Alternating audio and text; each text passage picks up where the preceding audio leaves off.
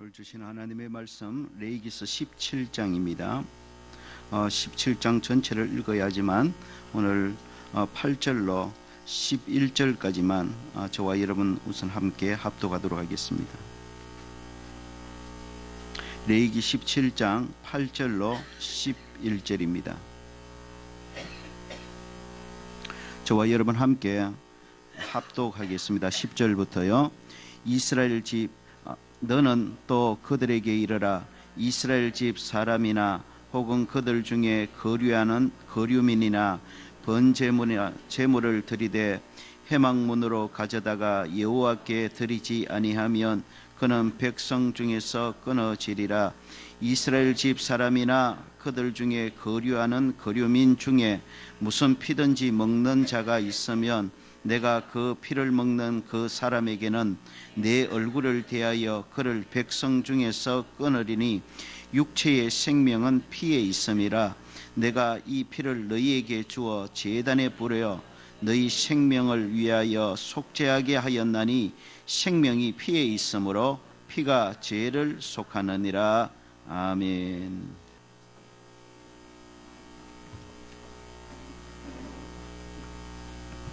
할렐루야.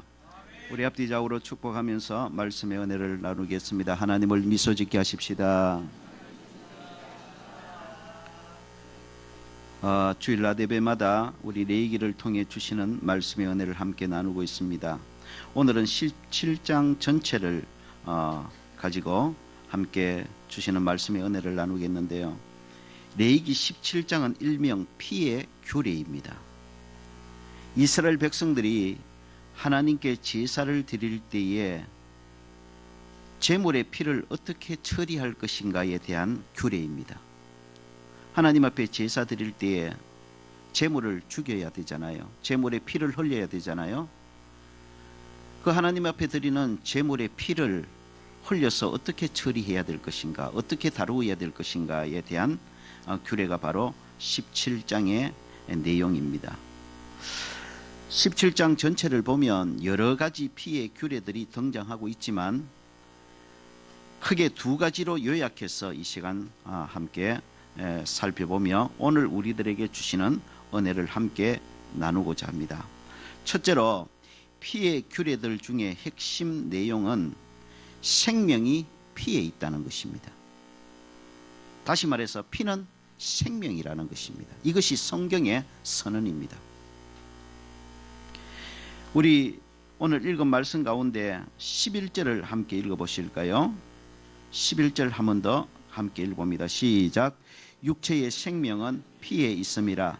내가 이 피를 너희에게 주어 제단에 뿌려 너희 생명을 위하여 속죄하게 하였나니 생명이 피에 있으므로 피가 죄를 속하느니라. 14절을 함께 봅니다. 14절을 함께 봅니다. 시작. 모든 생물은 그 피가 생명과 일체라.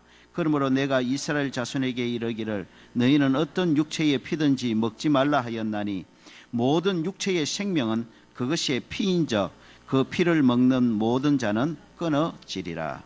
여기 보면 육체의 생명은 피에 있다 그랬습니다. 그리고 피는 생명과 일체라 그랬습니다. 생명은 피고 피는 생명이라는 것입니다. 그러니까 성경에서 말하는 피의 핵심 교훈은 피는 생명이다. 여러분 이 개념을 좀 항상 기억하실 필요가 있습니다. 성경에서 피를 말할 때에 성경이 말하는 피의 첫 번째 개념은 생명이라는 것입니다. 피는 생명입니다. 여러분 생명은 하나님이 주신 것이지요. 그리고 하나님께 속한 것입니다. 그래서 생명은 우리 마음대로 할 수 없어요. 그리고 하나님이 주신 생명은 너무너무 소중한 것입니다. 어쩌면 생명보다 더 소중한 것은 없는 것입니다. 그래서 예수님께서도 천하보다 귀한 것이 생명이라고 그러잖아요. 요즘 세상이 얼마나 타락했는지 돈 몇만 원하고 사람 생명을 바꾸는 이런 타락한 시대가 되어버린 거예요. 온 천하를 가지고도 생명 하나와 바꿀 수 없을 만큼 생명이 소중하다는 것이 성경의 선언인 것입니다. 그것이 성경의 정신입니다. 그 생명을 의미하는 것이 바로 피라는 것입니다.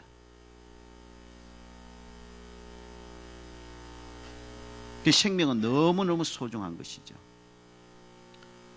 그 피의 문제는 대단히 중요한 것입니다. 왜? 생명을 말하기 때문에.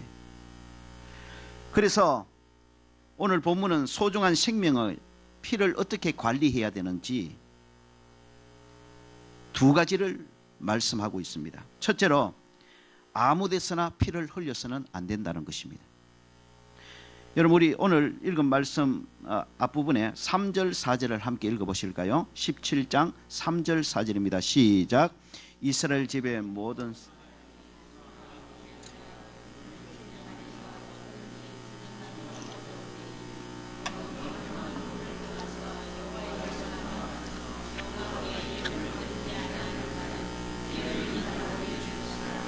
그가 피를 흘렸습니다. 여기 보면 하나님 앞에 드리는 제물을 잡는데 그 제물을 잡을 때는 반드시 먼저 회막문에 가서 신고해야 된다는 것입니다. 회막문에 가서 신고하지 아니하고 성 밖에서 잡든지 성 안에 잡든지 그 사람은 피 흘린 자로 간주하겠다는 것입니다. 이 피 흘린 자로 간주하겠다는 말은 살인한 자로 여기겠다는 그런 의미잖아요. 그러니까 하나님 앞에 드리는 제물을 잡는 그 내용, 제물을 죽이는, 제물에 피를 흘리는 그 규례를 굉장히 까다롭게 하신 거예요. 반드시 제물을 하나님 앞에 드리는 제물조차도 잡을 때는 회막문에 와서 신고하라는 겁니다. 그리고 성문 안에서 잡든지 성문 밖에서 잡든지 하지 회막문에 가서 신고하지 아니하고 하나님 앞에 드리는 제물일지라도 잡으면 그 사람은 피 흘린 자로 간주하겠다, 살인자로 간주하겠다는 것이 성경의 선언인 것입니다. 피 흘림의 규례를 매우 까다롭고 엄격하게 규정하신 것입니다. 하나님께서 피 흘림의 규례를 이렇게 까다롭고 엄격하게 규정하신 이유가 있습니다. 그것은 바로 생명은 너무 소중하다는 것을 가르치시기 위함인 것입니다. 생명은 너무나 소중한 것이기 때문에 비록 하나님께 제사 드리기 위한 제물의 피를 흘리는 것조차도 이렇게 까다롭고 엄격하게 규정해 두신 것입니다. 하나님의 드리는 제물을 잡는다 할지라도 그 제물을 성 안에서 잡든 성 밖에서 잡든 먼저 회막문에 와서 제사장에게 신고하고 제물을 죽이고 제물의 피를 흘리라는 것입니다. 그러지 아니하고 제물을 죽이거나 제물의 피를 흘리는 것은 피 흘린 죄, 즉 살인자의 죄를 적용하겠다고 엄격하게 그렇게 경고하고 계시는 것입니다. 여러분 한번 생각해 보십시오. 제사를 위한 제물의 피, 즉 짐승의 생명을 죽이는 문제도 이토록 엄격하게 다루어야 한다면 사람에 대한 피 흘림, 즉 사람의 생명은 얼마나 더 신중하고 엄격하고 조심스럽게 우리가 다루어야 되겠느냐는 것입니다. 그래서 생명을 의미하는 피를 아무 데서나 흘려서는 안 된다. 그렇게 규정하시면서 생명의 소중함을 하나님께서 우리들에게 교훈하고 계시는 겁니다. 두 번째로 생명인 피를 어떻게 관리해야 되느냐. 오늘 말씀해 보면 피를 먹지 말라고 하십니다.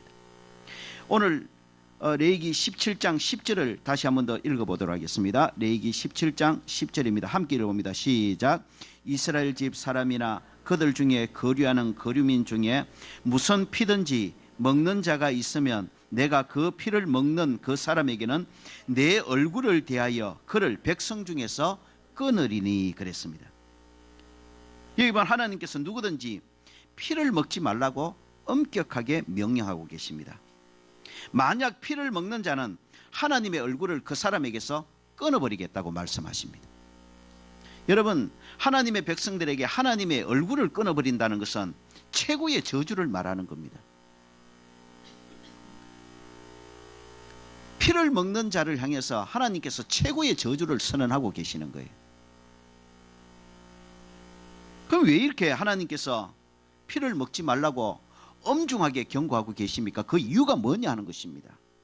우리가 이미 레위기서 앞부분에 피를 먹지 말라고 하신 그 이유에 대해서 우리가 잠시 말씀을 살펴보았습니다만은, 결론부터 말씀드리면 하나님께서 피를 먹지 말라고 하신 이유가 여러 가지가 있습니다. 우리의 건강 문제도 분명히 포함되어 있을 거예요. 피에는 여러 가지 세균이 있으니까 그 피를 요리하지 않은 채 자칫 먹으면 우리의 건강을 상할 수 있으니까 피를 먹지 말라는 그런 의미도 포함되어 있지만, 그러나 그것은 아주 부차적인 이유에 불과합니다. 하나님께서 성경에서 피를 먹지 말라고 하신 가장 중요한 이유, 가장 큰 이유는 피는 생명을 의미하고 생명은 너무나 소중하기 때문인 것입니다. 생명의 소중함을 일깨우시기 위해서, 가르쳐 주시기 위해서, 항상 기억하도록 하시기 위해서 생명을 의미하는 피를 먹지 말라고 하시는 거예요. 여러분, 피를 먹지 말라는 이 규례는 레위기에서 처음 나오는 것이 아닙니다. 피를 먹지 말라는 최초의 규례는 레위기 훨씬 이전에 창세기 9장에 나옵니다. 창세기 9장 4절에 보면 하나님께서 이렇게 말씀하십니다. 그러나 고기를 그 생명되는 피채 먹지 말 것이니라 그랬습니다. 이 말씀은 노아 홍수 직후에 하나님께서 사람에게 주신 명령이거든요. 그러니까 레위기에서 피를 먹지 말라는 이 규례보다 훨씬 앞에 노아 홍수 직후에 이미 하나님께서 사람들에게 피를 먹지 말라고 말씀하시는 규례를 주셨다는 것입니다. 하나님께서 인간을 창조하시고 처음 주셨던 음식은 우리가 잘 아는 대로 식물입니다. 식물. 과일, 채소 이런 것들을 먹고 살도록 하나님께서 우리에게 식물로 주셨습니다. 그런데 노아 홍수 이후에 하나님께서 새롭게 사람들에게 주신 음식이 바로 동물, 즉 고기였습니다. 노아 홍수 이후부터 사람들이 고기를 먹기 시작하는 것입니다. 근데 하나님께서 사람들에게 고기를 식용으로 넣게 허락하시면서 염려하신 것이 하나 있어요. 그게 뭐냐면 생명경시 사상입니다. 즉 피를 함부로 흘리는 것에 대해서 매우 염려하신 겁니다. 피를 먹지 말라. 이 규례는 노아 홍수 직후에 처음으로 주어진 규례라 그랬습니다. 여러분, 노아 홍수는 이 땅에 사는 사람들을 거의 전멸시킨 하나님의 심판이었습니다. 왜 하나님께서 홍수로 세상의 사람들을 심판하셨습니까? 창세기에 보니까 사람들이 생각하는 생각이 약하고 품은 마음이 더럽고 추하고 하는 행동이 너무나 제약되기 때문에 더 이상 하나님이 참아 볼 수 없어서 사람들을 홍수로 심판하셨다고 말씀하고 있어요. 그러니까 노아 홍수는 사람들의 마음이 극도로 부패하고 타락한 결과였습니다. 지금 사람들의 마음이 극도로 부패하고 타락해 있는 거예요. 이 마음이 극도로 부패하고 타락하니까 못할 짓이 없는 거예요. 그래서 하나님이 참다 못해서 노아 홍수로 세상의 사람들을 심판하신 거예요. 그리고 노아의 가족을 중심으로 살아남은 사람들에게 고기를 이제부터 식용으로 허락하시면서 이후에 일어날 고기를 식용으로 먹는 사람들에게 일어날 여러 가지 것들을 염두에 두고 하나님께서 주신 말씀이 뭐냐 하면은 창세기 9장 6절입니다. 창세기 9장 6절에 보면 다른 사람의 피를 흘리면 그 사람의 피도 흘릴 것이다. 이렇게 말씀하셔요. 고기를 식용으로 허락하십니다. 그런데 고기를 식용으로 먹기 위해서 짐승을 죽이고 짐승의 피를 흘리다 보면 이것이 사람들에게 사람의 생명, 사람의 피까지도 함부로 흘리는 그런 나쁜 악습으로 이어질 수 있다는 것을 염려하신 거예요. 그래서 하나님께서 사람들에게 고기를 식용으로 허락하시면서 주신 경고가 무엇이냐면, 만약에 너희가 고기를 먹기 위해서 짐승을 죽이다가 그 짐승을 죽이는 것처럼 사람의 생명도 함부로 죽이거나 사람의 피도 함부로 흘리는 그런 악습에 빠지면, 다른 사람의 피를 흘리면 그 사람의 피도 반드시 흘려야 된다, 이런 경고의 말씀을 주신 것입니다. 다른 사람의 피를 흘리는 자, 즉 다른 사람의 생명을 해하는 사람은 그 사람의 피도 반드시 흘려야 된다, 즉 죽어 마땅하다는 것을 선언하고 계시는 것입니다. 고기를 식용으로 먹기 위해 짐승의 피를 흘릴 수밖에 없지만, 그래도 생명, 특히 사람의 생명은 너무나 소중함을 잊지 말라는 하나님의 경고의 말씀인 것입니다. 여러분, 생명, 특히 사람의 생명은 더없이 소중한 것입니다. 이것이 피를 흘리지 말라 또는 피를 먹지 말라는 명령에 담긴 하나님의 진짜 의도라는 것을 우리가 알아야 되는 것입니다. 왜 하나님께서 피를 함부로 흘리지 마라, 피를 함부로 먹지 마라, 왜 이렇게 말씀하셨냐는 겁니다. 그 진짜 하나님의 의도는 피는 생명을 의미하기 때문에 생명의 소중함을 일깨우시기 위한 하나님의 가르침이라는 것을 우리가 알아야 되는 것입니다. 여러분, 피를 함부로 흘리지 말라, 피를 먹지 말라, 이것은 생명의 소중함을 우리에게 깨우치기 위한 하나님의 교육 방법임을 믿으시기를 주의 이름으로 축원합니다. 여러분, 우리도 자녀를 교육하기 위해서 중요한 것일수록 실물을 가지고 교육할 때가 많지 않습니까? 지금 하나님께서 하나님의 백성들을 향해 교육하고 계시는 거예요. 실물을 가지고. 생명이 얼마나 소중하냐, 특히 사람의 생명이 얼마나 소중하고 얼마나 귀하게 다루어져야 하느냐, 이것을 실물을 가지고 교육하고 계시는 거예요. 하나님 앞에 드려지는 제물의 생명, 제물의 피, 그것을 교육 도구 삼아서 하나님께서 저와 여러분들에게 교육하고 계시는 거예요. 하나님 앞에 드리는 제물의 피도 함부로 흘려서는 안 된다는 겁니다. 하나님 앞에 드리는 제물이지만 그 제물의 생명도 함부로 다루어져서는 안 된다는 것입니다. 그것을 제물의 피라도 함부로 흘리지 마라. 제물로 드리는 피든지 짐승의 피를 함께 먹지 말라. 이것을 실물 교육 도구로 삼아서 하나님께서 생명은 너무나 소중한 것이다, 그러므로 생명은 언제나 소중하게 다루어져야 되고 생명은 귀하게 다루어져야 된다는 것을 저와 여러분들에게 교육하고 있는 것입니다. 하나님의 자녀된 저와 여러분 모두 생명을 소중히 여기는 중심 사상을 잃어버리지 않기를 주의 이름으로 축원합니다. 생명은 그 무엇보다도 소중하고 귀한 것입니다. 여러분, 하나님 앞에 드리는 짐승, 제물로 드리는 짐승, 그 짐승 한 마리 잡는 것 당연하게 생각되어지지 않습니까? 그 짐승의 피를 흘리고 그 짐승의 생명을 죽이는 것 당연하게 여기지지요. 그러나 하나님께서는 하나님께 드려지는 제물의 생명을 죽이고 제물의 피를 흘리는 것을 실물 교육 삼아서, 교육도구 삼아서 오늘 하나님의 자녀된 저와 여러분에게 생명이 얼마나 소중하고 그 소중한 생명을 우리가 얼마나 신중하게 다루어야 되는지를 교육하고 있는 것입니다. 여러분, 하나님 앞에 제물로 드려지는 그 제물의 생명, 짐승의 피를 함부로 흘리지 않고 소중히 그렇게 잡아야 한다면 여러분, 사람의 생명은 더 말할 필요가 없는 것입니다. 그 무엇과도 비교할 수 없는 것입니다.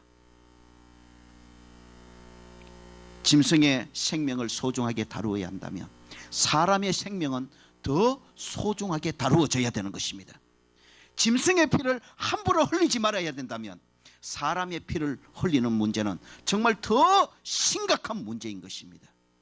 그러므로 하나님의 자녀된 저와 여러분, 피 흘리는 것을 매우 신중하게 하라.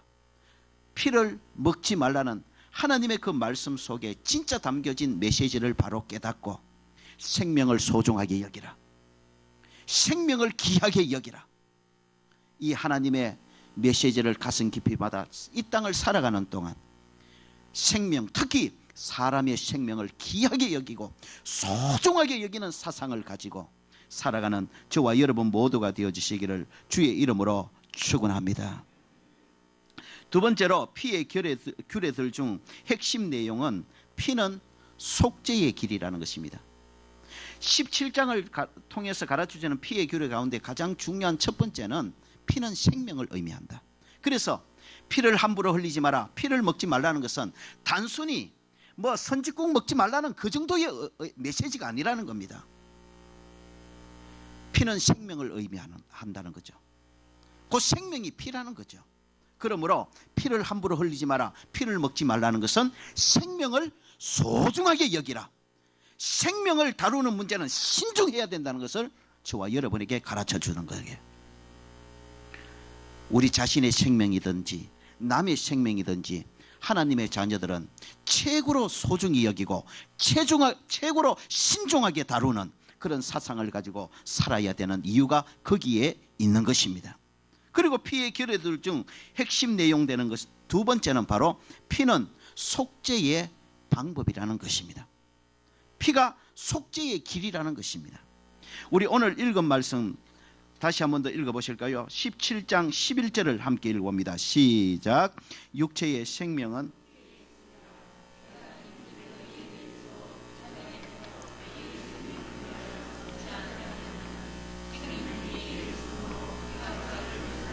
받아시다. 피가 죄를 속하느니라. 이것이 성경이 말씀하시는 피의 핵심 의미입니다. 피는 생명을 의미하고 피는 속죄의 방법이라는 것입니다. 피만이 죄인의 죄 문제를 해결할 수 있는 유일한 길이란 말입니다. 피가 죄를 속하느니라. 다른 방법이 없어요. 하나님이 죄를 속해 주시는 다른 방법이 없어요. 다른 길이 없어요. 딱 한 길밖에 없어요. 피입니다. 피를 통해서만 죄속함을 받을 수 있다는 겁니다. 그것이 죄속함을 위해 하나님께서 열어두신 유일한 방법이고 유일한 길이고 유일한 능력입니다. 피가 죄를 속하는 것입니다. 그래서 구약시대에 제물 짐승이 죄인들의 죄를 대신 짊어지고 죄인들을 대신해서 피 흘려 죽지요. 그러면 죄인을 대신해서 피 흘려 죽은 제물의 피를 보고 하나님께서는 죄인들의 죄를 용서하시는 것입니다. 한마디로 제물의 피가 죄인들을 죄에서 깨끗하게 하고 정결하게 하는 속죄의 길이요, 속죄의 방법이요, 속죄의 능력이 되는 것입니다. 그래서 구약 레위기서의 피의 규례 속에는 신약 시대에 우리들에게 주시는 복음이 담겨져 있는 것입니다. 구약 레위기의 죄인의 죄를 대신 짊어지고 피 흘려 죽은 제물은 오늘 신약 시대의 세상 죄를 지고 가신 어린 양이신 예수 그리스도의 십자가 보혈을 예표하는 것입니다. 그래서 요한복음 1장 29절에 세례 요한은 예수님을 바라보면서 사람들에게 이렇게 예수님을 증거했습니다. 요한복음 1장 29절입니다. 요한이 예수께서 자기에게 나오심을 보고 이르되 보라, 세상 죄를 지고 가는 하나님의 어린 양이로다. 세례 요한은 예수님을 일컬어서 세상 죄를 지고 가는 하나님의 어린 양이라고 말씀했습니다. 예수님은 죄인들의 속죄를 위해 하나님이 세상에 보내신 어린 양이시고 하나님의 어린 양이신 예수님께서 죄인인 우리들의 죄를 대신 짊어지고 십자가에서 피 흘려 죽으심으로 어린 양 예수님이 십자가에서 흘린 피가 우리들을 모든 죄에서 깨끗하게 하고 우리들의 모든 죄를 용서받게 하셨다는 것을 성경은 선언하고 있는 것입니다. 여러분, 그래서 베드로전서 1장 2절에 보면 사도 베드로는 신약시대 성도들, 그러니까 예수 믿는 저와 여러분을 지칭해서 아주 중요한 표현을 하나 합니다. 한번 받아하실까요? 피뿌림을 얻기 위하여 택하심을 받은 사람들, 이것이 예수 믿는 저와 여러분들입니다. 예수 믿는 저와 여러분들이 누구냐? 피뿌림을 얻기 위해 택하심을 받은 사람들이라는 겁니다. 그러니까 지금 예수 믿고 있는 저와 여러분들에게는 피가 뿌려졌어요. 무슨 피가 뿌려졌을까요? 십자가에서 저와 여러분의 죄를 대신 짊어지고 저와 여러분 대신 죽으신 예수님의 피가 뿌려져 있는 것입니다. 저와 여러분들이 예수님을 나의 구원자로 믿고 영접하는 그 순간에 예수님의 피가 저와 여러분의 영혼에 뿌려지고 저와 여러분의 육신에 뿌려진 줄로 믿으시기를 축원합니다. 예수님의 피가 예수 믿는 저와 여러분의 마음에 뿌려진 줄로 믿으시기를 축원합니다. 우리에게 뿌려진 예수님의 피는 우리의 모든 죄를 깨끗하게 씻어주는 피가 되었고, 그래서 예수님의 피는 우리를 용서받는 의인으로 하나님 앞에 설 수 있게 만들어준 능력이 된 것입니다. 여러분, 믿으시기를 축원합니다. 나의 죄를 씻기는 오직 예수의 피밖에 없습니다. 이것이 구약 성경이 말씀하시는 핵심 진리이고 신약 성경이 이어서 말씀하는 핵심 진리입니다. 레위기서는 분명히 이야기합니다. 피만이 죄를 속할 수가 있다. 피를 통해서만 죄를 용서받을 수 있다. 다른 방법은 절대로 없다. 다른 방법을 통해서 그 어떤 것을 통해서도 죄를 씻을 수가 없다. 죄를 씻을 수 있는 유일한 방법은 피를 통해서만. 여러분, 피는 생명입니다. 생명이 죽어야만 죄 문제가 해결된다는 말입니다. 그래서 구약시대에는 하나님 백성들의 죄를 씻어주시고 용서해 주시기 위해서 짐승의 피를 죄인 대신 흘리게 하신 거예요. 그 짐승의 피를 통해서 하나님께서 하나님 백성들의 죄를 씻어주시는 것입니다. 짐승의 생명을 죄인들의 생명과 맞바꾸어 죽을 수밖에 없는 죄인들을 다시 살려주신 것입니다. 그러나 그 속죄는 불완전한 속죄예요. 하나님께서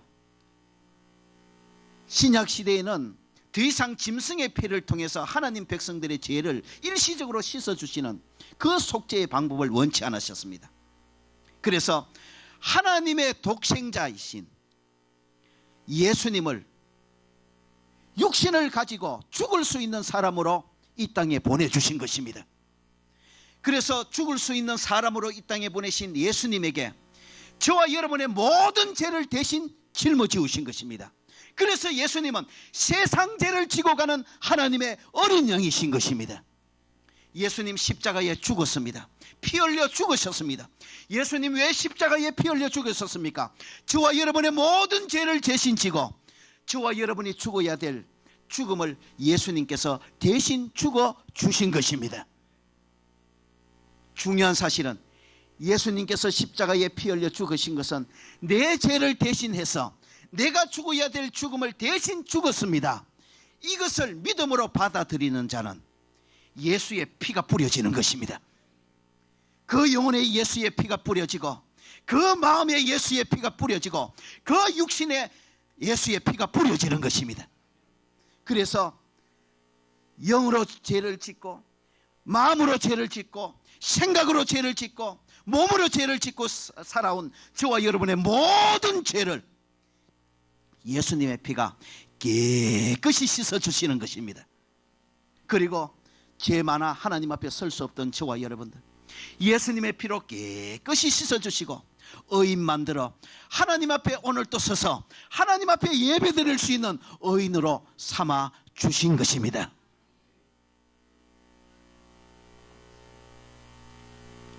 그래서 저와 여러분들 신약시대에 예수 믿는 저와 여러분 예수 믿는다 할 때 다른 것을 믿는 것이 아니고 예수님이 예수님의 피로 내 모든 죄를 다 씻어 주셨다, 이것을 믿는 것입니다.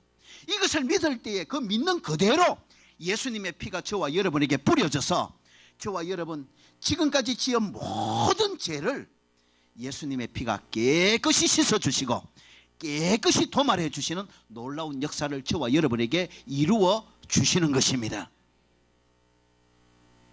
여러분, 예수님의 십자가 피가 나의 모든 죄를 깨끗이 씻어 주신다, 바로 이것을 믿으시기를 축원합니다. 이것을 믿는 자가 예수 믿는 자들입니다. 그래서 예수 안 믿는 자들은 그렇게 말하지요. 아이고 뭐 예수님의 피가 내 모든 죄를 깨끗이 씻었다고 믿는다고 내 죄가 다 씻어지면 나도 금방 예수 믿겠다. 믿어요. 믿으면 된다니까요. 그런데 사람들이 인간의 생각을 가지고요 그렇게 말한다고요. 아이고 예수님의 피가 뭐 내 죄 다 씻어준다고 믿기만 하면, 진짜 내 죄 다 씻어진다면 나도 예수 믿지. 거기까지는 맞는데 뭐라고 이야기합니까? 아이고 그런 어설픈 일이 어떻게 있을 수가 있겠노? 이러면서 안 믿더라는 겁니다. 안 믿으면 그 일이 그 사람에게는 일어나지 않는 것입니다. 그러나 예수님을 믿을 때에 예수님의 피가 내 모든 죄를 깨끗이 씻어주신다는 것을 믿는 사람에게는 예수의 피가 내 모든 죄를 깨끗이 씻어주시는 그런 기적 같은 일이 실제로 일어난다는 것을 믿으시기를 축원합니다.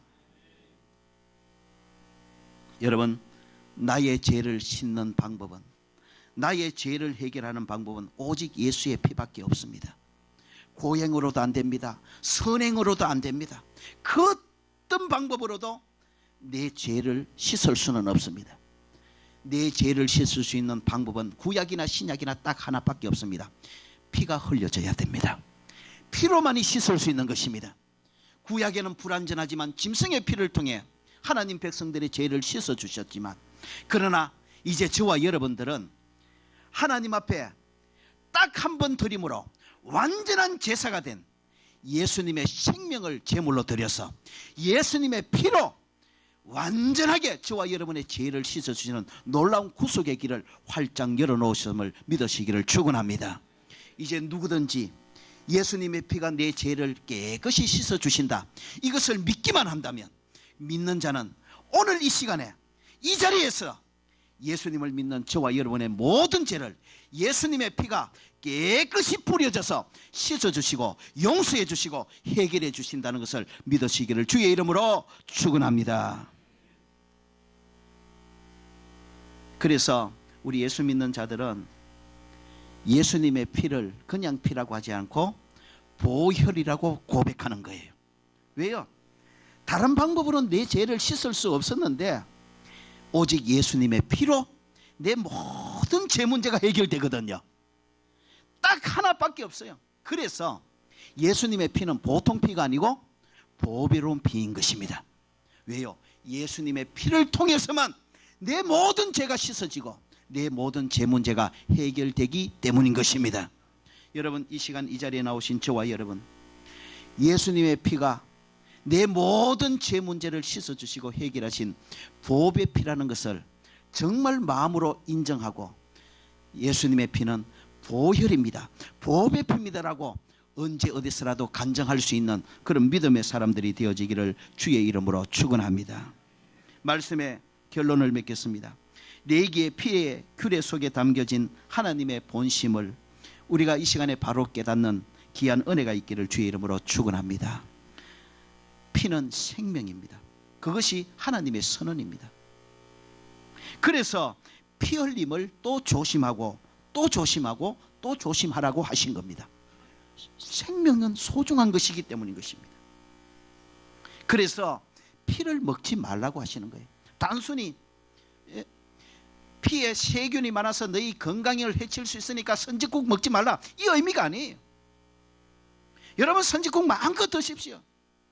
하나님께서 피를 먹지 말라고 하신 진짜 의도는 피는 생명을 의미하기 때문에, 피를 함부로 먹는 것은 바로 생명을 경시하는 모습이기 때문에 피를 먹지 말라는 말씀을 통해 생명을 함부로 다루지 마라. 생명은 너무 소중한 것이라는 것을 저와 여러분에게 교육하신 것입니다.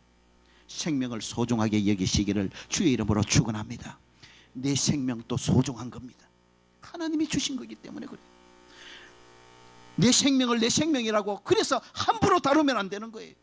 그래서 진짜 구원받은 예수의 피가 뿌려진 사람은 자기 생명을 자기 스스로 죽일 수 없습니다. 자살할 수 없다고요. 왜요? 내 생명도 하나님이 주신 그 무엇과도 바꿀 수 없는 소중한 것임을 피뿌림을 받은 자들은 다 아는 거예요. 이 생명이 얼마나 소중하기에 이 생명을 죄에서 구원하고 죄의 저주에서 구원하시기 위해서 하나님의 독생자의 생명을, 하나님 독생자의 피를 대신 흘리게 하셨겠느냐 말입니다. 여러분, 여러분의 자녀를 그 무엇과 바꾸겠습니까? 천하 준다고 여러분의 자녀의 생명과 바꾸겠습니까? 미친 부모지들, 정신 나가 부모지죠. 정상적인 부모라면 절대로 그럴 수 없는 것입니다. 왜요? 내 자녀의 생명보다, 내 자녀의 피보다 귀한 것은 없기 때문인 것입니다. 상상조차 할 수 없죠. 그건 뭐 갈등할 이유가 뭐 있습니까? 내 자녀의 생명과 다른가 바꾼다, 갈등할 이유가 없는 거죠. 그렇잖아요. 여러분, 하나님께서 하나뿐인 독생자 예수님을 이 땅에 보내셔서 그의 생명을 죽이셨습니다. 왜요? 저와 여러분의 생명을 죄에서 구원하는 일이 그만큼 소중하고 귀한 일이기 때문인 것입니다. 저와 여러분의 생명이 그만큼 귀하기 때문인 것입니다. 우리 모두의 생명을 구하기 위해서 그래서 독생자의 생명, 독생자의 피를 흘리게 하신 것입니다. 여러분, 하나님의 독생자의 생명과 맞바꿀 만큼 저와 여러분의 생명이 소중함을 예수 믿음으로 깨닫는 은혜가 있기를 주의 이름으로 축원합니다. 삶이 힘들고 고달파도 내 생명은 내 스스로 해야지 않는 거예요. 그래서 왜요? 아무리 고달파도 내 생명 그 고달픔보다 더 소중하기 때문입니다. 하물며 다른 사람의 생명은 우리가 더 귀하게 여기고 더 소중하게 여기고 더 존귀하게 여기고, 그래서 생명을 다루는 문제만큼은 우리가 신중하고 또 신중하고 조심하고 또 조심해야 되는 것입니다. 왜요? 생명은 소중한 것이기 때문에. 그래서 생명을 의미하는 피를 함부로 흘리지 마라, 생명을 의지하는 피를 먹지 말라고 말씀하신 것입니다. 또한 피는 속죄의 길이라 그랬습니다. 하나님이 죄 문제를 해결하는 유일한 방법, 하나님이 내신 유일한 방법은 구약이나 신약이나 똑같습니다. 피를 통했습니다. 구약에는 불완전한 짐승의 피를 통해서 일시적으로 계속해서 죄를 찾기 때문에 계속해서 짐승을 잡아 죽이는 그런 제사가 반복되었지요. 그러나 신약에도 피만이 죄를 속할 수 있기 때문에 하나님께서 당신의 외아들을 보내서 딱 한 번 당신의 아들의 생명의 피를 흘림으로 완전하고 영원한 제사를 드리게 하신 거예요. 이제 더 이상 속죄를 위해서 다른 피 흘릴 필요 없습니다. 오직 예수의 피면 족한 줄로 믿습니다. 예수님의 피가 모든 내 죄를 속합니다. 예수님의 피만이 내 모든 죄 문제를 해결합니다. 이것을 믿는 순간 저와 여러분에게 믿음 그대로 예수의 피가 뿌려집니다. 예수의 피가 저와 여러분의 모든 죄를 깨끗이 씻어주시고 하나님 보시기에 의인으로 세워주신다는 걸 믿으시기를 주의 이름으로 축원합니다. 살아가다가 짓는 죄도 마찬가지입니다. 예수 믿은 후에도 우리가 연약하여 죄를 넘어질 수 있습니다. 그래서 그때도 우리는 다른 데로 가지 않습니다. 혼자 주저앉아 갈등하지 않습니다. 마귀의 참소에 짓눌려서 고통하고 자기의 생명을 스스로 끊지 않습니다. 우리가 예수 믿은 후에 지은 죄도 깨끗이 도말해 주시고 씻어 주시는 것은 예수의 피밖에 없는 것입니다. 그래서 우리가 살아가다가 예수 믿지만 연약하여 넘어졌을 때, 죄에 넘어졌을 때 우리는 주저하지 않고 또 십자가 앞으로 나아가서 주님, 연약하여 내가 죄에 넘어졌습니다. 예수님의 보혈로, 동일하신 예수님의 보혈로 내 죄를 씻어 주시옵소서 회개할 때에 예수님의 피가 우리 죄를 깨끗이 또 씻어주시고 도말해 주신다는 걸 믿으시기를 주의 이름으로 축원합니다. 우리의 죄를 씻어주시는 것은 예수의 피밖에 없습니다. 날마다 이 믿음 가지고 예수 피로 씻어주시는 그 속죄의 은총 속에서 하루하루 살아가시고 자유함을 누리시고 담대하게 힘있게 간증하며 하나님을 찬송하며 살아가는 그런 참 씻음받은, 주의 피로 씻음받은, 용서함받은 저와 여러분의 남은 일생이 되어지시기를 주의 이름으로 축원합니다. 기도하겠습니다.